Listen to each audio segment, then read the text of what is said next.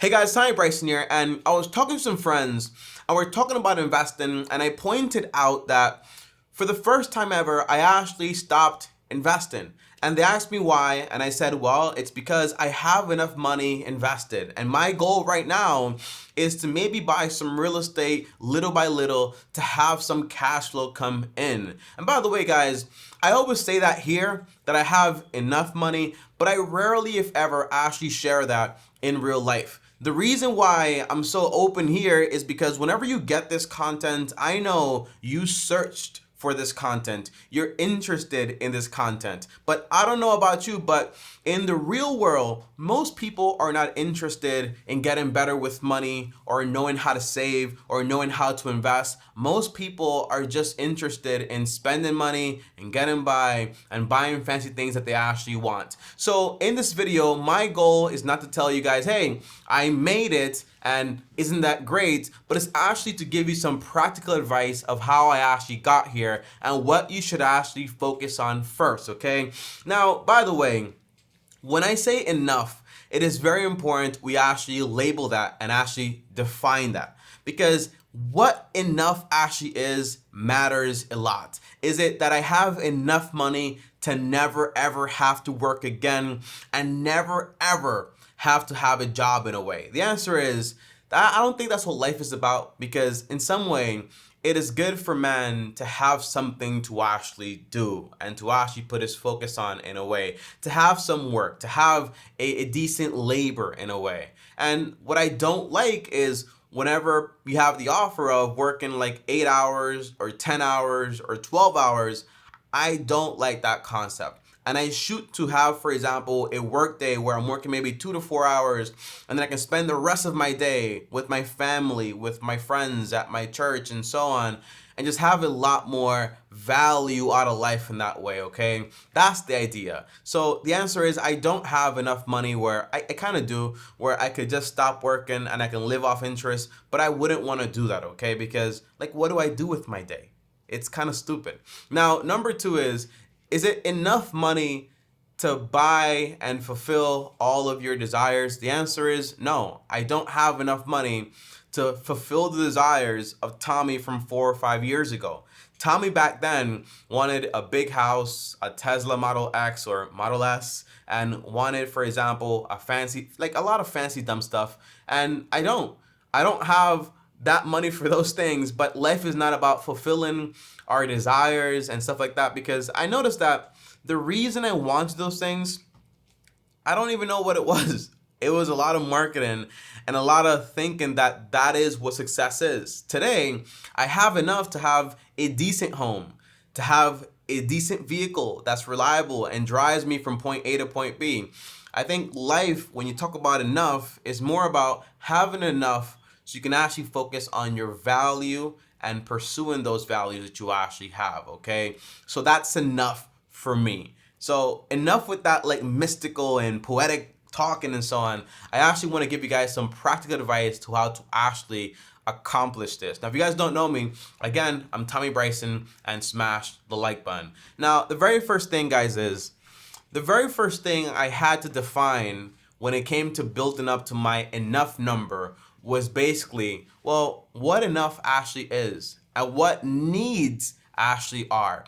Now, I had the benefit and the blessing that I did not used to think it was a blessing or a benefit to actually grow up in a third world country. So I know what real needs actually are. And so do you, by the way, because even though you might not live in a third world country and you don't know what like being really, really, really poor is actually like, when I say poor, I mean you don't even have a fridge or a stove, where you basically cook on like wood, okay? That's poor. So that's what I mean. It's like serious stuff. So you do have examples though.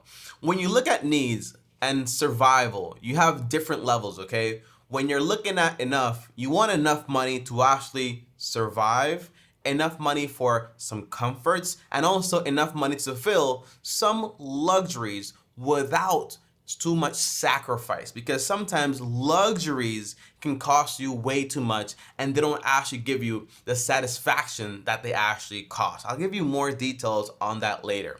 But the whole concept is that when you actually think about what's a need in life for you to actually survive, look at a homeless man. This man survives each day. He begs a little, he eats a little, he drinks a little, and he basically has clothes. When you think about it, all you really need is food and clothing.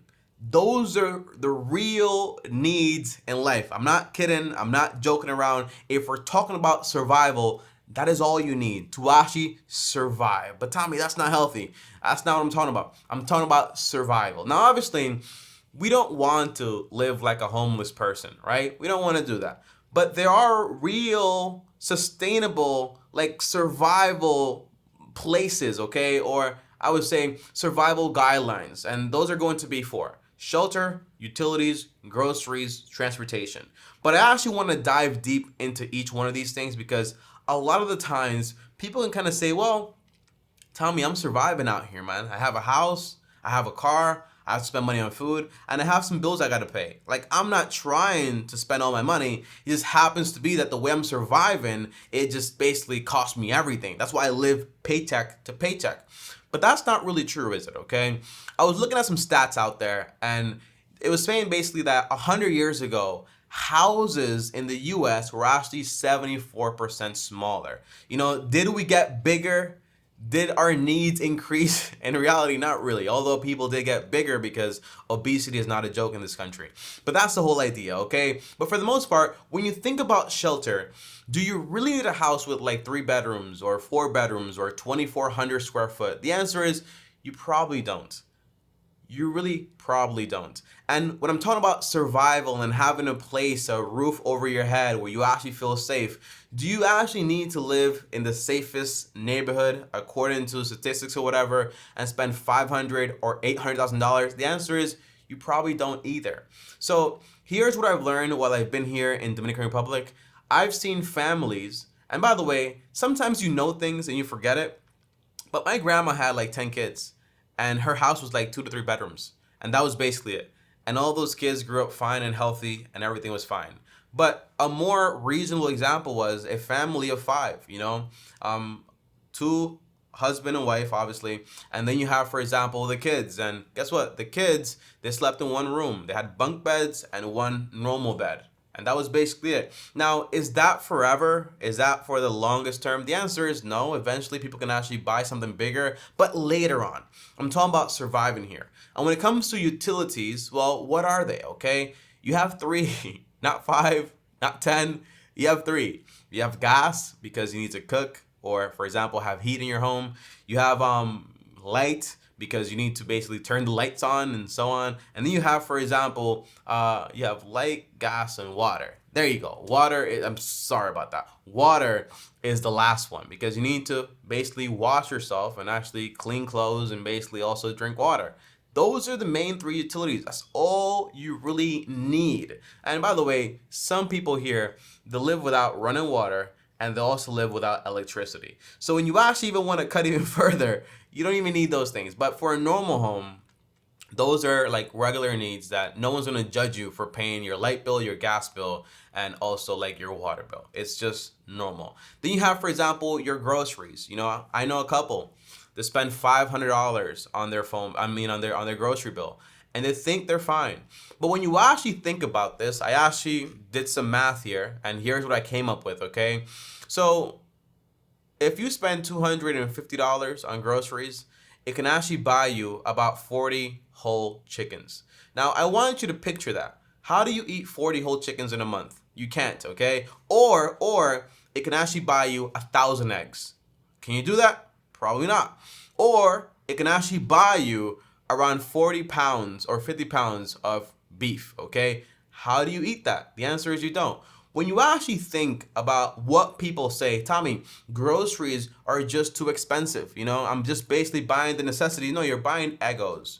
You're buying your yogurt. You're buying your sugary drinks. You're buying this and you're buying that. But when it comes down to what your body actually needs to sustain itself, like vegetables and protein and some carbs and some lentils, the answer is you're not really spending money on that. So I'm talking about surviving here. And for the most part, rarely if ever do you need to spend so much money on food if you actually are buying what's actually needed. Now, how do you find this out? The answer is I recommend you look for meal plans online.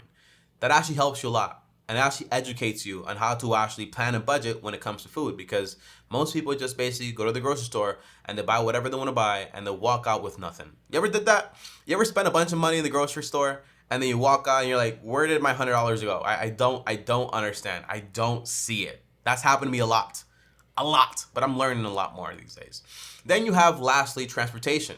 You know, my uncle, he bought a car, a 2002 Toyota Camry, and it had over 150,000 miles on it. It was from a previous owner who owned it from the car's inception since it was brand new, and he paid $1,000 for it. The car works perfectly. You could probably still get another 50 to 100,000 miles off of it. He paid $1,000, all he paid. And I also took, for example, public transportation.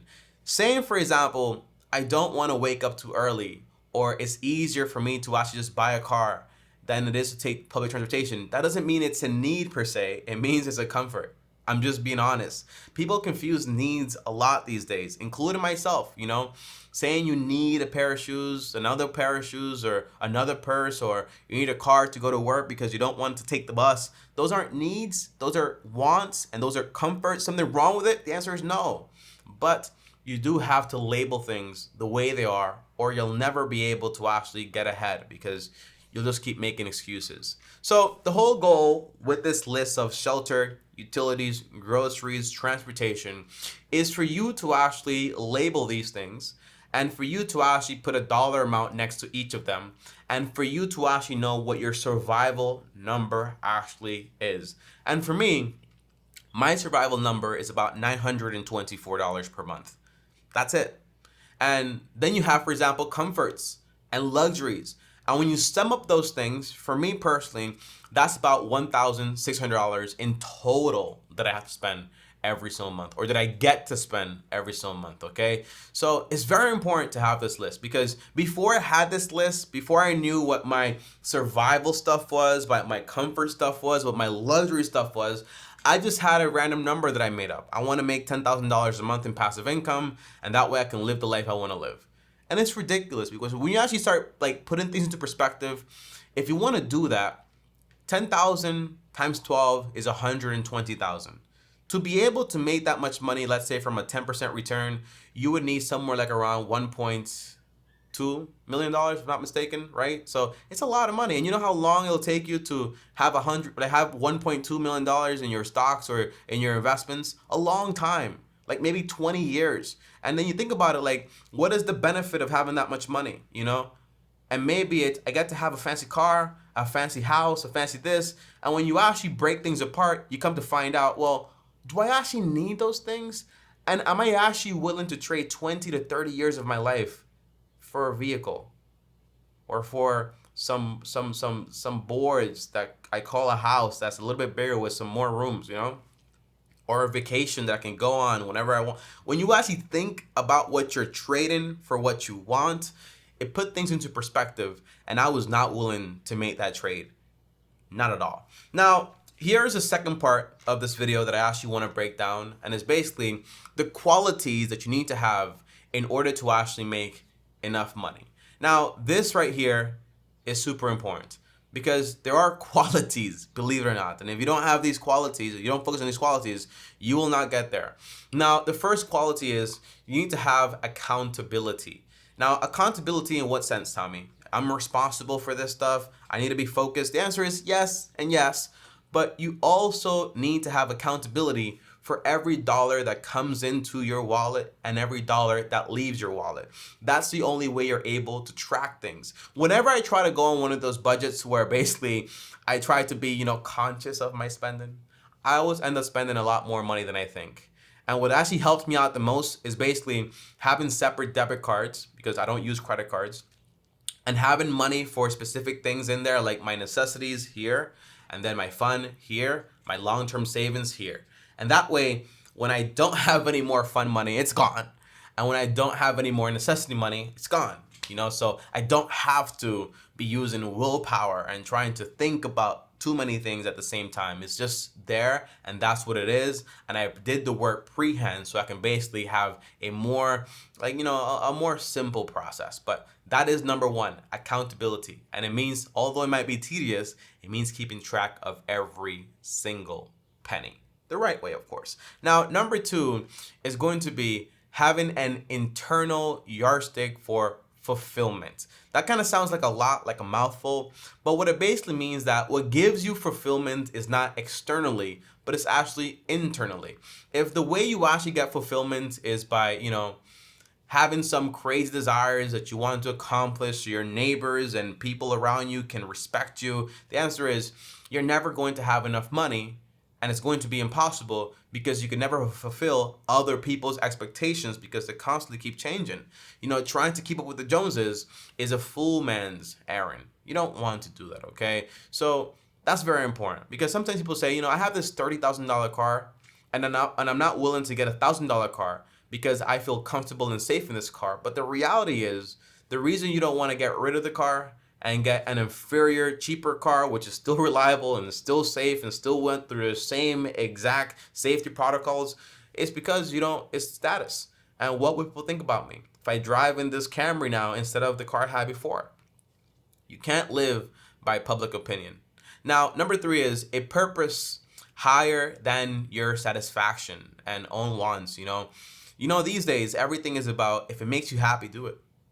If you want it, do it. If it puts a smile on your face, do it. I think that's the most stupid thing I ever heard in my life, because what would make me happy and what would I would actually want to have, in the short term would be like some fancy car, some fancy this and fancy that. And all those things are so cheap. You know why they're so cheap? Because for a brief second, they give you a taste of like, I'm so happy about this. And then it becomes an old shoe or an old car or an old house. Those things don't last. So when your enough is based on your desires and, having some purpose of achieving other things out there, you don't really ever get to enough. You have people, for example, that achieve a lot, like, that make a lot of money, but you still see them pushing and working and doing more. You think about it, okay? Is that really what you want? To be working 100-hour weeks or sleeping in the office? I don't get it. I really don't get it. And then number four is responsibility for living for more than just me, myself, and I. It's thinking about like other people, how to satisfy them also, your family and so on. It's kind of different, right? Because you kind of hear, Tommy, but you told me not to keep up with the Joneses. And then here you're telling me nothing about myself only. The answer is, these aren't lies, right? One way is you thinking about somebody to try to basically keep up with them. And the other way is you trying to think about your family or your community or your church and to try to just make better decisions for them in a way. It's completely different. Now, overall, guys, what have I learned from this whole enough number, and how can I actually know exactly what the number is? There are some simple equations out there. For example, you can just multiply your annual expenses of your needs and multiply it by 25, and that gives you the exact amount of money you need in the stock market to actually achieve it.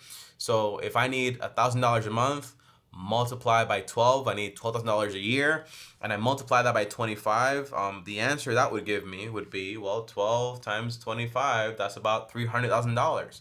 So if I have $300,000 and I take 4% of that portfolio every single year, I get to have $12,000 a year in income, and that covers my survival. So these things aren't really that complicated, but my main advice to you guys would be really ask yourself, what is enough? And when you do have enough, what does it allow you to do? For me, it allows me to focus on my values and the things I actually care about the most, and not to be so distracted about what's the latest iPhone coming out, or what's the latest car with the new tech, or what about that house that has like 5 bedrooms and 6 bathrooms and all this other stuff, So that's my take. And it's not a limiting belief, believe it or not, because people tend to think that if you try to live this way, automatically you have like a limited belief and you don't get to enjoy life, and life is more about enjoyment or whatever. It's not that. You can still enjoy your life, but you're actually liberated from all those things that can actually put you in bondage. And in simple words, it's basically saying you can still enjoy your life living this way with real fulfillment without having to go to work for like 40 to 50 hours a week, without having to worry about car payments, without having to worry about a crazy mortgage and so on, and being able to actually do the things that fulfill you.